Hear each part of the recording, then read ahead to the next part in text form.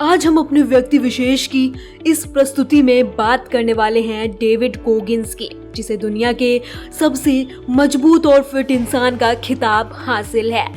कौन विश्वास करेगा कि नेवी सील, आर्मी रेंजर और एयरफोर्स एयर जैसी कठिन ट्रेनिंग को पूरा करने वाले इस शख्स के लिए बचपन एक बुरा सपना सा था। रंगभेद, गरीबी, पूर्वाग्रह और शारीरिक शोषण ने उसे अवसाद और फिर अपराधी बनने की स्थिति में ला दिया था।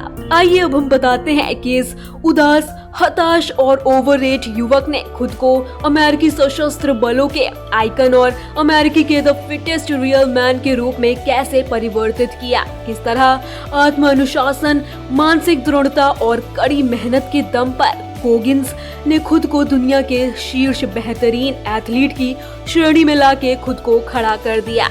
डेविड ने इस चमत्कारिक बदलाव के अपने अनोखे अनुभव पर एक किताब भी लिखी है, can't hurt me, master your mind and defy the odds, जो कि कहानी कहीं ना कहीं हम लोग से कनेक्ट करती है।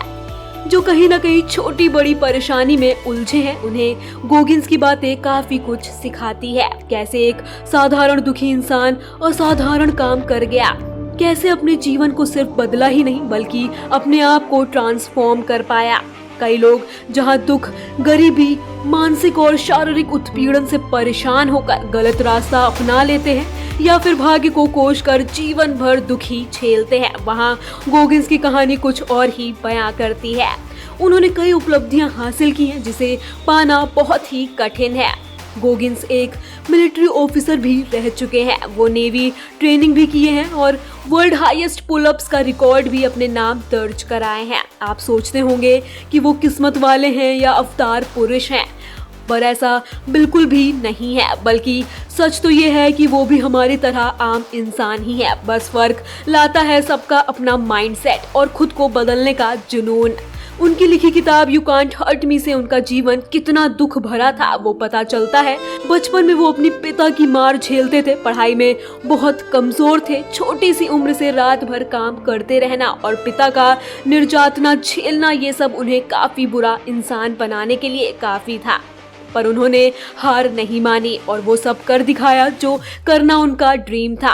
वो एयरफोर्स में जाना चाहते थे पर वो काफी ओवरवेट थे, पर कोई बहाना बनाने के बजाय फैसला किए कि वो अपना सपना जरूर पूरा करेंगे और 3 महीने तक लगातार कड़ी मेहनत करके 45 किलोग्राम वजन घटाया और फिर नेवी का एग्जाम क्लियर किया। यहाँ पर भी वो रुके नहीं, वो नेवी की मुश्किल ट्रेनिंग को भी पूरा किए और कई अन्य रिकॉर्ड्स भी बनाए। तो चलिए जानते हैं कि ऐसी कौन सी बात है जो उन्होंने अपनी किताब में लिखी और जो उन्हें प्रेरित की। सबसे पहले वो बताते हैं कि आपको ऑब्सेस्ड होना पड़ेगा, यानी जुनूनी होना ही पड़ेगा। गोगिंस कहते हैं कि मोटिवेशन एक छोटी आग है जो कुछ देर तक आपको प्रेरणा देती है और आपसे काम भी करवाती है, पर जब बुरे दिन आते हैं तो ये आग ठंडी पड़ जाती है। अपने लक्ष्य को पाने के लिए जुनूनी होना पड़ेगा। रोज का एक टारगेट सेट कीजिए और उसे पूरा कीजिए। अगर उस दिन का गोल अधूरा रह गया तो आप में एक बेचैनी रहनी चाहिए, तभी आप अपने गोल की तरह बढ़ते जाओगे। अगर आप अभी भी टाल मटाल करते हो और आज का गोल कल पर टालते हो तो आप अभी जुनून से काफी दूर हो। चाहे छुट्टी का दिन हो और या कोई ओकेशन हो, आपको अपना डेली गोल उसी दिन पूरा करना पड़ेगा। डेविड अपना डेली गोल पूरा करने के लिए जुनूनी थे, इसलिए वो अपने जीवन के हर अचीवमेंट्स को पाए जो वो चाहते थे।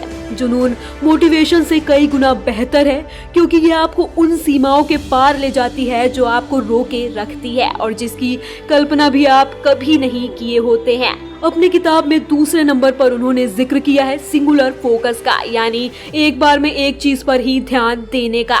डेविड कहते हैं लोग दिन भर कई सारे कामों में व्यस्त रहते हैं पर वो उन कामों को नहीं करते जो उनके लिए जरूरी है, और अगर करते भी हैं तो कई चीजों से अपना ध्यान भटका कर करते हैं और यही कारण है कि लोग एक एवरेज इंसान बनकर रह जाते हैं। पर असाधारण या अपने काम में एक्सपर्ट बनना है तो आपको सिंगुलर फोकस से काम करना होगा। जो आपका डेली का गोल है उस पर आप अपना पूरा ध्यान लगा दो, चाहे कुछ भी हो, आपको मन करे ना करे, अपना पूरा डेडिकेशन अपने डेली गोल पर दो। उससे ज्यादा आपके लिए और कुछ भी जरूरी नहीं होना चाहिए। उनकी किताब में तीसरे स्थान पर जो सीख मिलती है वो है फेलियर से सीखने की, मतलब असफलता से सीख लेने की। उनका मानना है कि किसी भी काम में फेलियर ना आए ऐसा हो ही नहीं सकता। डेविड कहते हैं फेलियर को अपना टीचर बनाएं। अगर आप अपने गोल में फेल हो गए तो उठकर अपना टारगेट को, लिमिट को और बढ़ाएं। मतलब अगर आपका गोल था रोजाना 10 पुशअप्स करने का और आप कर नहीं पाए तो आप खुद को पुश करें अगले दिन 15 पुशअप्स करने का। खुद को थोड़ा थोड़ा पुश करें, तभी आप अपने लिमिटेशन से पार जा पाओगे और अपना गोल हासिल कर पाओगे। डेविड चौथे नंबर पर वॉरियर माइंडसेट यानी योद्धा वाली मानसिकता को रखते हैं। नेवी की ट्रेनिंग दुनिया की कठिन ट्रेनिंग में से एक है और इसमें ट्रेनिंग के दौरान डेविड को कई बार ऐसी चुनौतियों का सामना करना पड़ा जिसमें ज्यादातर लोग हार मानकर पीछे हट जाते थे। डेविड को भी कई बार ऐसा लगा, पर अचानक कुछ हुआ। उन्हें ये याद आया कि वो बचपन में कितने दुख, निर्यातना झेले हैं और कैसे वो अपनी वेट लॉस की जर्नी को पूरा किए थे। कैसे वो एक 3rd क्लास स्टूडेंट होने के बावजूद नेवी का एग्जाम को क्लियर कर पाए थे। ये सब उनकी जीत है और यही उन्हें उस कठिन घड़ी में प्रेरणा देती है आगे बढ़ने के लिए। जानलेवा स्थिति में भी वो उन चीजों को याद करते हैं जो उन्हें हर दुख का सामना करके वॉरियर बनाया है।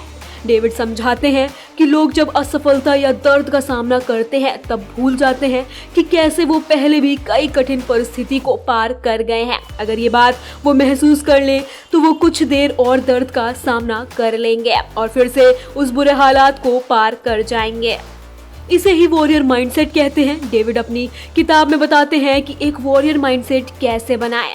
योद्धा मानसिकता बनाने के लिए डेविड विजुअलाइजेशन का सहारा लेते हैं। वो अपनी गोल के बारे में सोचते हैं, साथ ही साथ उसमें आने वाली अड़चनों को भी बारीकी से सोचते हैं और उसका हल कैसे करेंगे उसे भी सोचते हैं। इस प्रक्रिया को बार बार दोहराते हैं। इसलिए जो भी आपका लक्ष्य उसे विजुअलाइज करने के साथ उसमें आने वाले चुनौतियों को देखो और उसके समाधान के बारे में सोचो और ये काम रोजाना करो। साथ ही साथ कुछ बातें क्लियर होना भी जरूरी है। कुछ सवाल आप खुद से पूछे कि जो लक्ष्य आप चाहते हैं वो क्यों चाहिए, कौन सी बात है जो आपको उसे पाने के लिए प्रेरणा दे रही है।